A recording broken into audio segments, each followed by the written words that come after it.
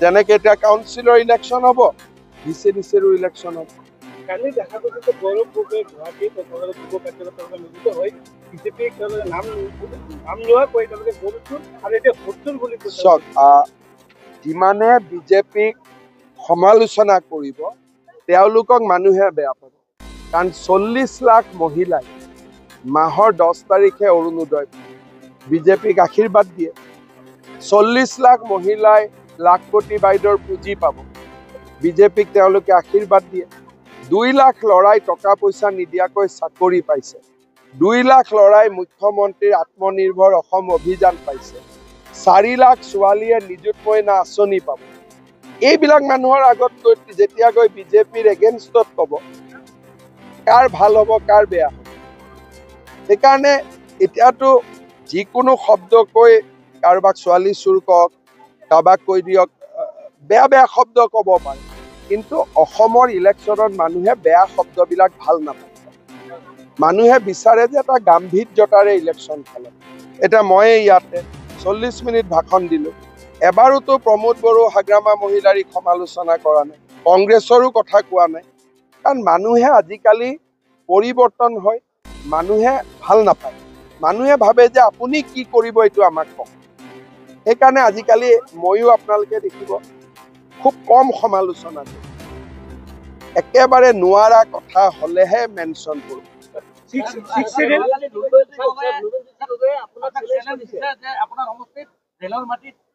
চাওক, লুৰিণজ্যোতি গগৈয়ে মোৰ সমষ্টিত ক'ত মিয়া মুছলমান আছে দেখুৱাই দিয়ক। তেওঁ যদি কোনোবা বেলেগ মানুহৰ কথা কৈছে, এইটোত মই তেওঁৰ লগত একমত নহয়।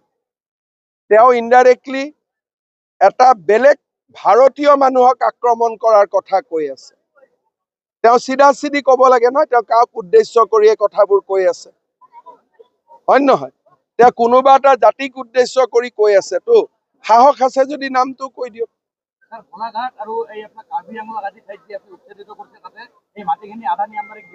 আদানী আম্বানী নহয়, গছ পুলি হ'ব। আদানীয়েও আহি গছ পুলি ৰুব পাৰে। আৰু যদি গোলাঘাটত বা কাৰ্বি আলঙত বা অমুক জাগাত আদানী আম্বানীয়ে যদি যায়, দুটা ইণ্ডাষ্ট্ৰি কৰে, এইটোতো কোনো বেয়া কথা নহয়। মইতো মাতাত আছো, কিন্তু মাতিলেও নাহিব, ইমান দূৰ জাগাত ক'ত আহিব? আজি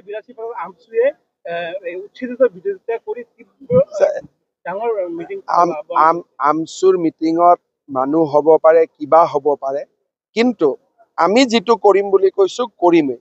আমচুৱে হুলস্থুল কৰিলে দুটা এভিকশ্যন বেছি হ'ব।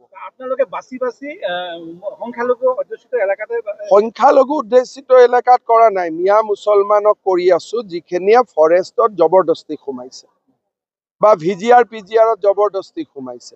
আমাৰ মানুহটো নোসোমাই।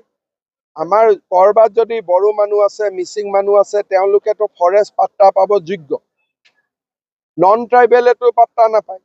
গতিকে ফৰেষ্টত নন ট্ৰাইবেল মানুহ কেনেকে সোমাব পাৰে, আমাৰ মিয়া মুছলমানসকল কেনেকে সোমাব পাৰে? তেওঁলোকৰ কাৰণেতো চৰত ইমান মাটি আমি দিয়ে থৈ দিছো। আমিতো চৰৰ মাটিত যোৱা নাই। চৰৰ মাটিততো আমাৰ বড়ো মানুহো যোৱা নাই, মিচিং মানুহো যোৱা নাই, অসমীয়াও যোৱা নাই, বঙালীও যোৱা নাই, বিহাৰীও যোৱা নাই। অসমৰ আধা মাটিতো তেওঁলোকৰ কাৰণে আছে চৰত।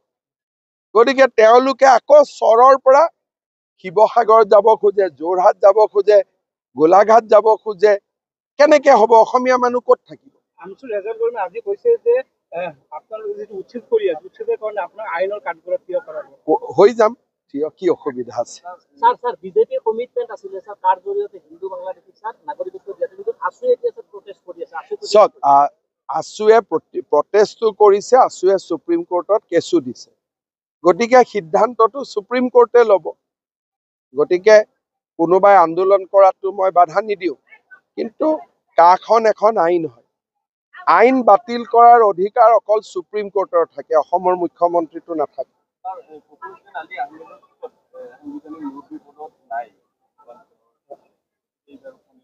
আমি এইবিলাকত ইণ্টাৰেষ্ট মই লোৱা নাই। মোৰ এতিয়া ইণ্টাৰেষ্ট এভিকশ্যনত আছে, অসমীয়া মানুহক যেনে তেনে ৰক্ষা কৰাত আছে। গতিকে মোৰ এতিয়া ইণ্টাৰেষ্টটো অলপ বেলেগ জেগাত আছে।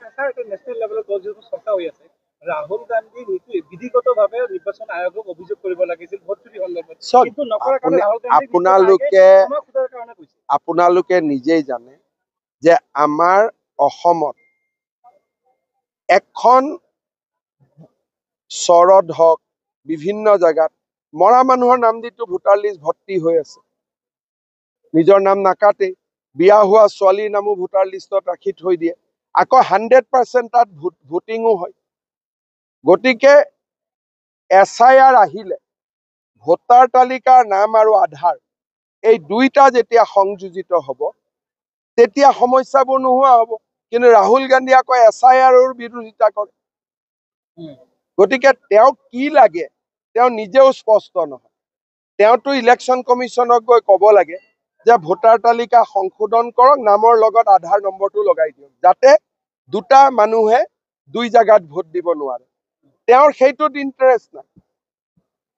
তেওঁ খালি নিৰ্দিষ্ট মানুহ কিছুমানৰ নাম লৈ তেওঁ দেখুৱাই আছে। আৰু যদি তেনেকুৱাই ভোটাৰ লিষ্ট বেয়া, হিমাচলত তুমি কেনেকে জিকিলা, কৰ্ণাটকত তুমি কেনেকে জিকিলা, তেলেংগানাত কেনেকে জিকিলা, তুমি জিকিলে ভাল। ইমান দিন EVM কৰি চলিলে, এতিয়া EVMৰ গুলিটো নুফুটাৰ কাৰণে এতিয়া নতুন গুলি এটা লৈছে। আর হিন্দি में छोड़ दो। চাওক, BTCত উচ্ছেদটো ইমান সহজ নহয়, কাৰণ BTCত বহুত মানুহে মাটিৰ পট্টাই পোৱা নাই। প্ৰথমতে খিলঞ্জীয়া মানুহক মাটিটোতো দিব লাগিব 26টা জনগোষ্ঠী। এনেই যদি এভিকশ্যন কৰে তেতিয়াহ'লে আপুনিও এভিকশ্যন হৈ যাব। এতিয়া অসমত আমি কেতিয়া এভিকশ্যন কৰিছো? প্ৰথম বসুন্ধৰা আঁচনি আনি আমাৰ মানুহখিনিক মাটিৰ পট্টাত দি তাৰ পিছতহে উচ্ছেদ। এতিয়া যদি BTAD ডাইৰেক্টলি উচ্ছেদ কৰে তেতিয়াহ'লে দেখোন কোচ, কলিতা, ৰাভা, বড়ো, আমাৰ গোৰ্খা, হিন্দীভাষী, আদিবাসী, বঙালী চবেই এভিকশ্যন হৈ যাব। দোষ কি? কাৰণ মাটি এতিয়ালৈকে তেওঁলোকৰ বিচমুটাৰি শেষেই হোৱা নাই। যেতিয়া প্ৰক্ৰিয়াটো শেষ হ'ব, সকলো মানুহে মাটিৰ অধিকাৰ পালে তেতিয়াহে আপুনি ক'ব পাৰিব যে এইখিনি মানুহক উচ্ছেদ কৰক। গতিকে BTADত প্ৰথম কাম হ'ল মানুহক পাট্টা দিয়া, দ্বিতীয় কাম এভিকশ্যন। অসমত পাট্টা দিয়া কামটো হৈ গ'ল কাৰণে আমি এভিকশ্যনত লাগিছো। গতিকে চব বস্তুৰ সিকুৱেন্স আছে, প্ৰণালীগতভাৱে আগুৱাই যাব লাগিব। এইটো ইমোশ্যন আৰু আৱেগৰ কাম নহয়।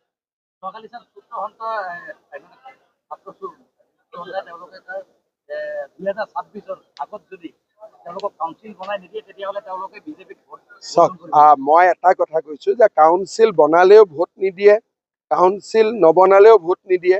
মানুহে ভাল পালেও ভোট দিব, ভাল নাপালে ভোট নিদিয়ে। কোনো দল সংগঠনৰ কথাত কোনেও কাকো ভোট নিদিয়ে। ভোটটো ব্যক্তিগত। মাকৰ ভোট বেলেগ, বাপেকৰ ভোট বেলেগ, ল'ৰাৰ ভোট বেলেগ, বোৱাৰীৰ ভোট বেলেগ। কিন্তু সূত্ৰধাৰ সমাজখন পিছপৰা, কাউন্সিল লাগে, তাত মই সমৰ্থন কৰো। কিন্তু এইটোৰ লগত ভোটৰ কোনো সম্পৰ্ক নাই। যিজন ল'ৰাই কৈ আছে ভোট নিদিয়ে, তেওঁৰ মাকে গৈ ভোট দি দিব, তেওঁ কেনেকে গম পাব? সেইকাৰণে ভোটটো ব্যক্তিগত বিষয়। মই নিজেও নাজানো মোৰ ল'ৰা ছোৱালী একেলগে গাড়ীত যাব, কাক ভোট দিছে ধৰিব নোৱাৰে। আৰু বাহিৰত ওলাই আহি চবকে ক'ব যে তোমাকে ভোট দিলো বুলি। সেইকাৰণে ভোটৰ কথা কোনেও কাকো দায়িত্ব ল'ব নোৱাৰে। যিবিলাক দল সংগঠনে কয় আমি ভোট নিদিওঁ, আমি কৰো, তেনেকে নহয়।